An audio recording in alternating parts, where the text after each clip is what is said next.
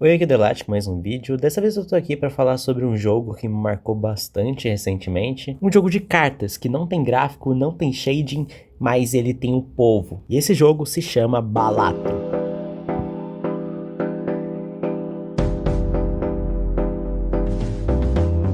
Mas antes de falar sobre o jogo, se você puder me ajudar hypando e se inscrevendo, vai me ajudar bastante. Muito obrigado pelo seu apoio.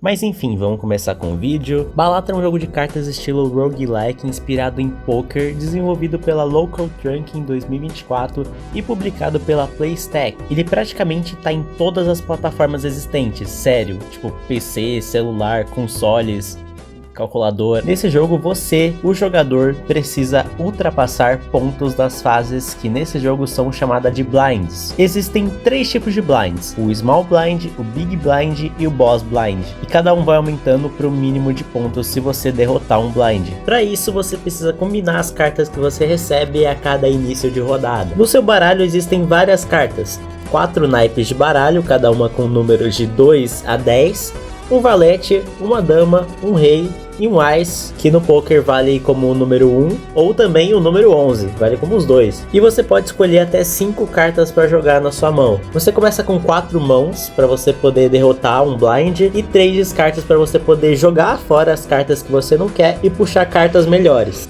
A pontuação funciona da seguinte maneira: existe o chips, que é a pontuação base das cartas. As cartas jogadas geralmente dão chips para você.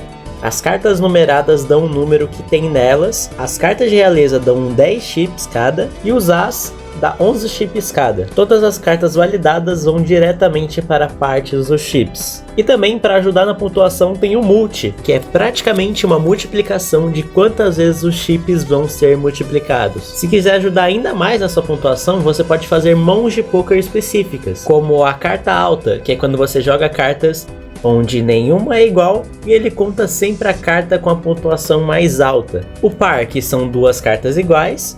O 2 pares, que são 2 pares, né? Óbvio. A trinca, que são 3 cartas iguais. A sequência, que são 5 cartas enfileiradas em uma sequência numérica. O flush, que são 5 cartas do mesmo naipe de baralho. O full house, que é composta por uma trinca e um par. A quadra, que é composta por 4 cartas iguais. E o straight flush, que são 5 cartas de sequência do mesmo naipe. Nessa ordem, é as mãos de poker que dão mais chips e mais multi base. Nesse jogo você também usa o dinheirinho do próprio jogo.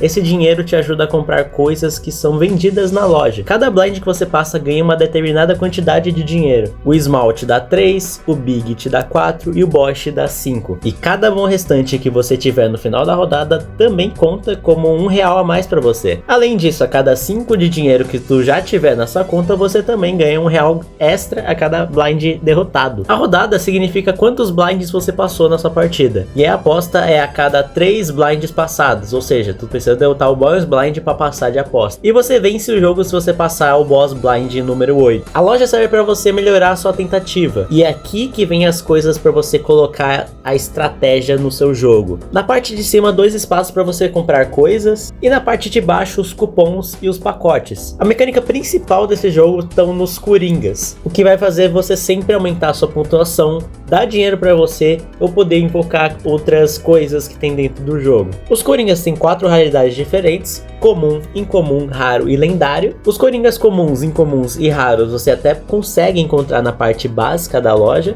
mas os lendários você vai precisar de um consumível especial chamado de A Alma. E para achar ele você precisa abrir os pacotes. Você pode utilizar até 5 coringas no seu deck. Se você tiver 5 coringas e quiser substituir, você terá que vender um para você colocar o outro. Os cupons te ajudam em algumas coisas dentro da loja ou até aumentar o limite dessas coisas, como mãos, descartes, espaços para você colocar mais coringas e etc. Esses cupons sempre têm aprimoramentos. Você compra um deles e precisa torcer para aparecer a versão aprimorada dele na loja. Os pacotes servem para você ter mais variação e poder escolher o que você vai levar para você. E existem vários tipos de pacote: o de coringa, o de cartas de jogo, o de cartas de tarô, o de cartas de planeta, O de carta espectral é muita opção, Mas calma lá, vou explicar. As cartas de tarô são cartas que podem ser guardadas no espaço que você tem de consumíveis. Essas cartas geralmente te ajudam a melhorar as suas cartas de jogo, te dar mais dinheiro ou até invocar cartas de planeta e coringas. As cartas de planeta são cartas que melhoram o nível das suas mãos de poker, fazendo elas ficarem ainda mais fortes quando jogadas. As cartas espectrais são tipos de cartas de tarô, só que mais difíceis de conseguir. Essas cartas têm efeitos melhores e que podem te ajudar muito na sua partida se forem utilizadas do jeito correto. Por exemplo, ela pode invocar mais cartas no seu baralho, pode colocar selos, aprimoramentos,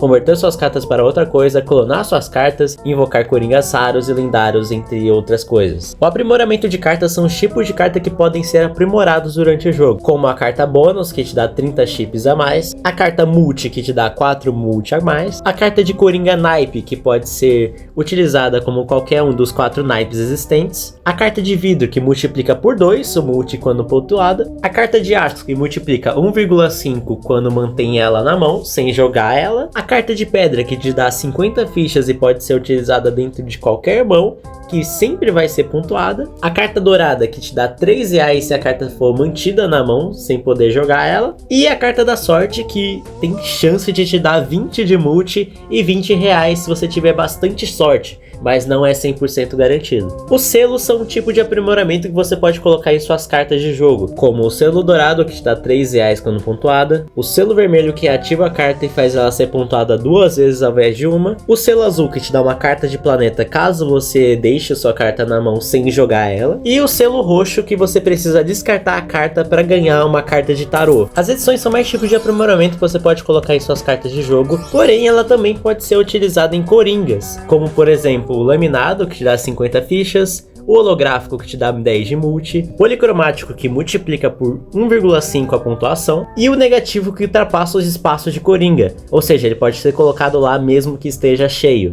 As marcas sempre aparecem nos Small Blind ou Big Blinds antes de você selecionar ele. Ele serve como uma oportunidade ou uma troca para você poder pular a fase e ganhar uma coisa em troca, como por exemplo, duplicar seu dinheiro, invocar pacotes, coringas, edições e outras coisas. Os blinds de chefe aparecem a cada 3 rodadas, sempre no final de uma aposta. Cada blind do chefe te dá um debuff, ou seja, uma coisa para sempre te atrapalhar. Como por exemplo, existem chefes que proíbem cartas de realeza, chefes que forçam você sempre a jogar 5 cartas, chefes que você só pode jogar uma mão para ganhar e etc. Os blinds de chefes especiais sempre aparecem a cada 8 apostas. Geralmente tem uma dificuldade maior do que os chefes normais, como te forçar a sempre jogar uma carta na sua mão, aumentar a pontuação mínima do blind em até 6 vezes maior que o comum, te forçar a vender um coringa para poder jogar e etc. Os baralhos são tipo de baralhos que você pode selecionar e fazer estratégias diferentes. Os baralhos sempre te dão uma vantagem mínima ou uma passiva para poder te ajudar a vencer os blinds, como por exemplo, baralhos que permitem que cartas espectrais apareçam na loja normalmente, baralhos que retiram todas as cartas de realeza do seu baralho, baralhos que misturam todas as cartas do seu baralho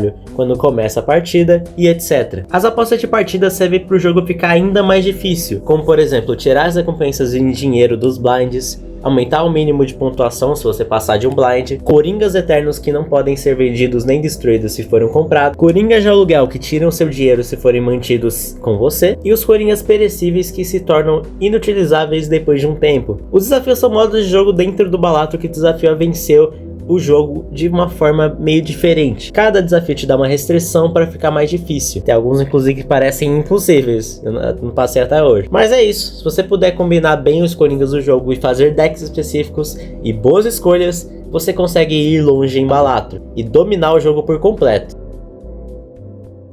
Eu acho que todo mundo que joga Balatro concorda que é um bom jogo. Mano, é um jogo de cartas misturado com roguelike. Tipo, vai ser muito viciante. Você joga uma partida e quando você vai ver, você já tá a hora jogando. Ele foi indicado pra literalmente jogo do ano. E por mim, ele até tinha chance, porque realmente é um jogo genial, cara. Agora, a galera de fora que não conhecia simplesmente disse coisas tipo: ah, como assim? É um jogo de cartinha? Tá concorrendo como jogo do ano? E o motivo desse pensamento é simples. A gente esteve acostumado que jogos do Game Game of the Year fosse jogos, sei lá, tipo, plataforma como Celeste, cheio de complexidade, ou um jogo 3D com gráfico super foda, tipo Baldur's Gate 3, e não a porra de um jogo 2D sem gráfico de carta.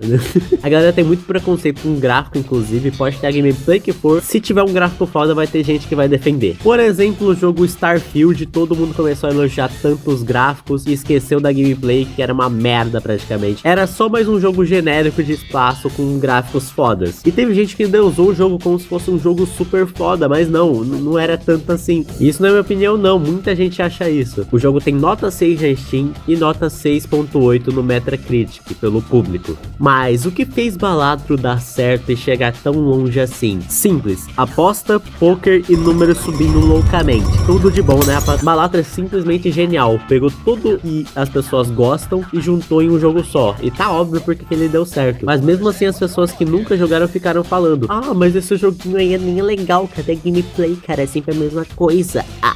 Impressionantemente, Balatro não é tão enjoativo. Só tá começando a ficar enjoativo pra mim porque eu já tenho umas 300 horas no jogo. Mas pra jogador novo, eu tenho certeza que vai te viciar quando você aprender a jogar. Porque estratégia, combinações boas e boas decisões vai fazer você progredir no jogo. Mas enfim, tá ótimo por aí. Se vocês quiserem mais vídeos falando sobre jogos, falem pra mim nos comentários que eu faço. E até o próximo vídeo.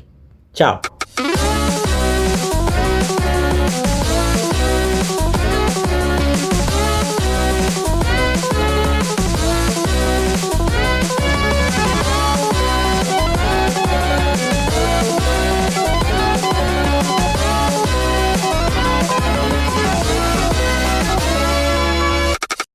Bela, o que você acha de First Boys? Gosto.